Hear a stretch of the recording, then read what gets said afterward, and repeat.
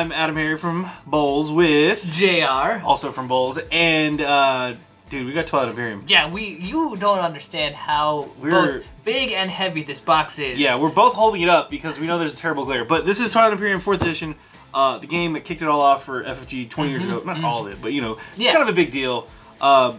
We've got the game. Obviously, let's flip it over real quick. Oh, throw my back out. I just hit the mic. That's how big this mic is. That's how big this box is. Yeah, it's huge. It is a big box and a big game. Basically, before we open this up, I just want to say that this game, everything's changed, but nothing's different. Yeah, so pretty much. It's you got to see it. It's awesome. It's Twilight Imperium. It's incredible. Yeah. And just real quick, here are the details. Yeah. 14 and up, 3 to 6 players. 4 to 8 hours, so spend some time. This is a long game. This is the space epic empire building game that we've all known and loved. And this is the 4th edition of that game. So let's go ahead and open it up, get this plastic wrap off to get rid of that stupid glare, and we'll go from there, right? I'm literally, metaphorically dying to see what's inside. Let's do it!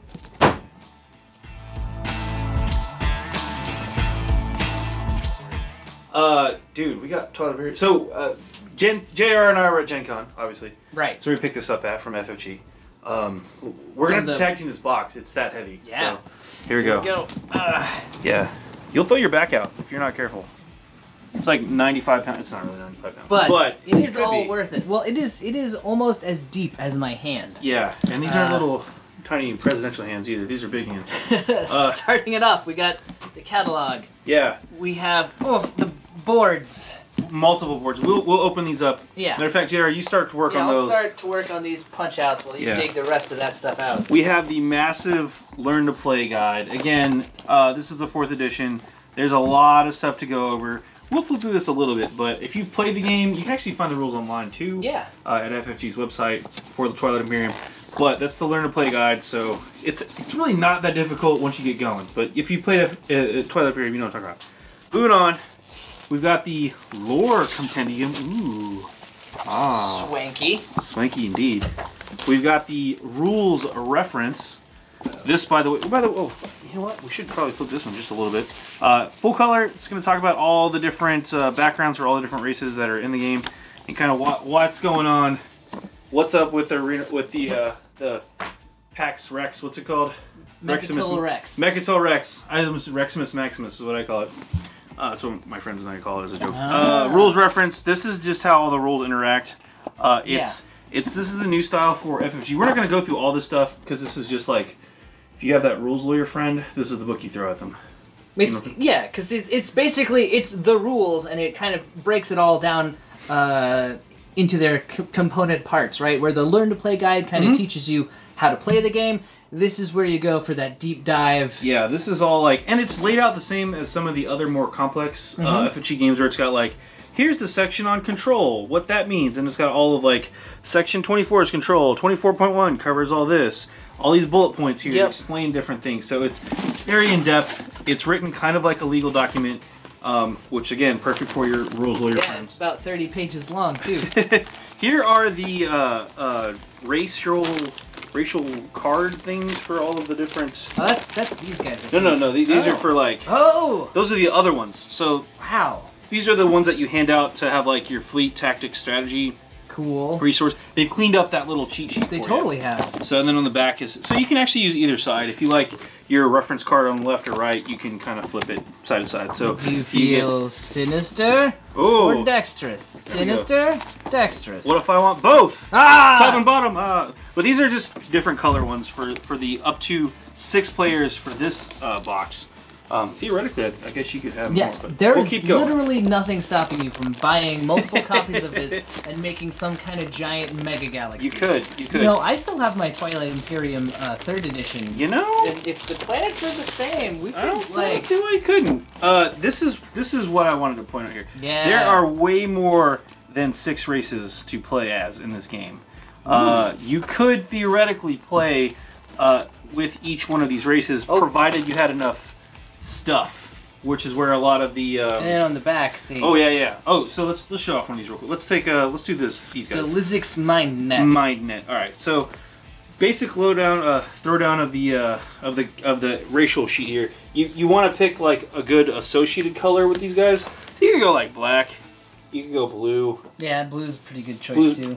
Both of those options. I'm trying to get the blue one's a good one too. But you can put this on either side, again, as you saw. But this is their special cards specific to the race. It's got all their starting stuff off here, including the flagship. Yeah, which is they're not new for the game because they were in the previous expansion, but they're now like part of the core part game. Of the core game, exactly. You've got their special rules and all that fun stuff. Commodities is actually different. Remember in the last game, you used to be able to do the trade goods and stuff? Right. Now it's commodities is different. Oh. And then on the back, it's got their background, starting tech. The tech trees have changed, by the way. Yeah, that's true. Those are slightly different. We're gonna get into those. Yeah. I know you guys want to see the tech trees as much as I do. So. Oh yeah, we're excited about that part. It's a D10 system, which is why you have the D10s. If you remember, you're rolling. You're trying to roll under, I believe, to successes. So if you need an 8, you have to roll under an 8 to blow something up. So that's good. We got 6 different colors of ships. Yep. Black. And these are new. A lot of these are updated or redone from the previous editions. I'm not saying that the previous edition won't work if you have it.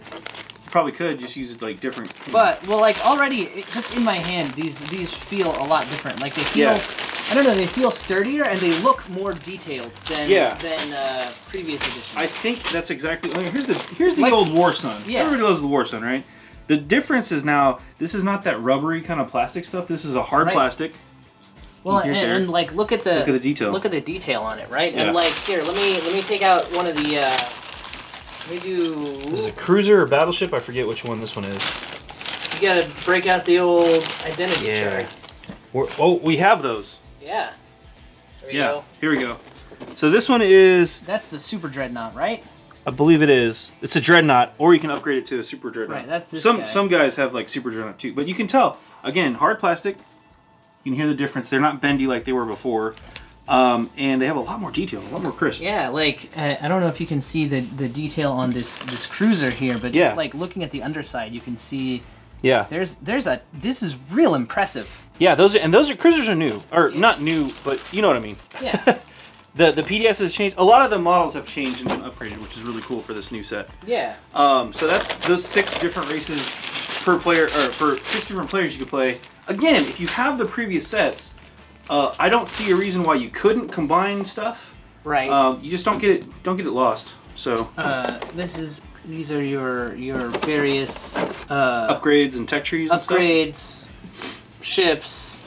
Yep.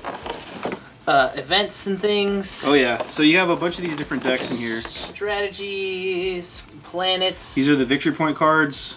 You gotta have the planet cards because that's once you lay everything out. What else? More carriers. Yeah, victory point conditions and stuff like that. Probably the trade goods.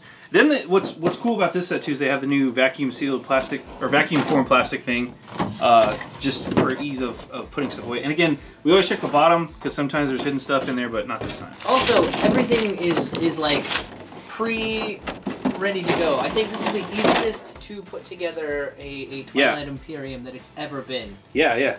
I'm actually pretty glad to see that. But you saw you could do all the different decks. Each in their own. Each back in your hole. Get in there. Get in your hole. You know what you did. Yeah, exactly. So they fit. Dice would go back in there, and then each of those. Dump the ships back in their bags that they already come in, which is super handy. And then these would go in here again. Very handy. Let's flip through some of the cardboard things real quick. Yeah, that's let's inside. do that. Here we go. Yeah. They're already starting to come out too. But I mean, there's so many of them. FFG has got their punch cards. They're just excited to get out there and be a part of the world. What's fun about this is if you guys remember when you do the game setup, these should be one-sided in a way. Yeah, because you're gonna flip those over, and as you're exploring the galaxy, you're gonna flip that over, the planetary sector over, and there you have it. They also have new. I guess these are for the command and fleet stuff.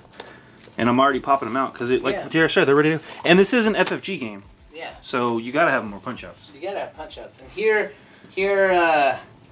more planets. More planets and the one double-sided planet, Mechatol Rex. If I remember correctly, the values have shifted slightly, but I could think so. I thought it was a 5. 5. But No, I don't know. 6. It's been a while. It's a 6-1 now. It's been or working 1-6. out. It's been hitting the weights. Anyway, how many of those do we have, by the way? Flip that back over. Oh, okay. Because check this out. Oh. Color coded.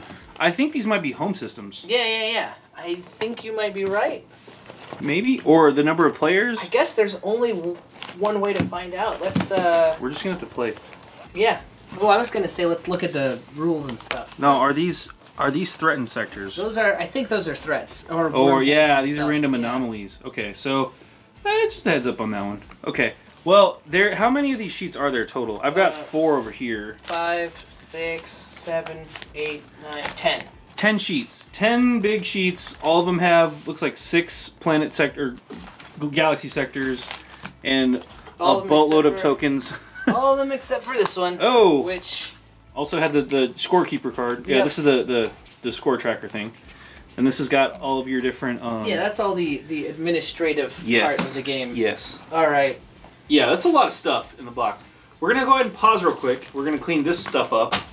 Just throw it out there. Just throw it out there. Oh, look and see if it got the cool. warp spot. So, wormholes. They do stuff. We're going to pause real quick. We're going to clean this up, and we're going to flip through the quick start guide real fast. All right. All right, sorry about the glare, but real quick, this is the Learn to Play booklet. We're just going to flip through it real fast. Yeah. We're not going to go over how to play exactly, because again, if you really want to learn to play, go the to rules the website. are online. Yeah, you can read them and study them and all that stuff. But we just want to kind of show you what you can expect. Yeah, slide this over real fast. There we go. And you can see here more background about the game. It's got all the components which you just went over. Mm-hmm. So there are 354 plastic units in this game. So right there is just awesome. There are 17 faction sheets. Yep. Yeah. And then on top of that, there are 49 fighter tokens, 49 infantry tokens, 48 trade good and commodity tokens. Yeah. 289 control tokens, 272 command tokens. I think you get what we're saying here. There's a lot of stuff in this box. And 51 system tiles per box. Yeah. And this is before any expansions come out. You know they're going to be doing expansions for this. This box basically has a bunch of the expansions already included. So I'm excited to see. Yeah, and it's the 20-year anniversary, so who knows what else they're going to add. Right? They could have had a whole lot. What if they did Twilight Imperium Part 2 and it was another galaxy? That'd be cool. And you had to fight. And you had to go between 12 player. I don't know. I'm talking about this now. Hey, call us. Call us. We got ideas. Yeah. All right. let's flip on through. So here's kind of the basic overview of the game. Playing the game if you've played this game before, you know how it goes. There's the strategy phase, the action phase, the status phase, the agenda phase, and you kind of pick. And then pick what you're going to be doing that turn. Yeah, just to chime in real quick, these are the same 8 basic strategy cards. Mm-hmm. They have changed slightly. Again, you're going to want to read the rules, but things like the trade card have changed. Trading in general has changed. Yeah. R&D has changed as well. Absolutely. So technology works slightly differently now.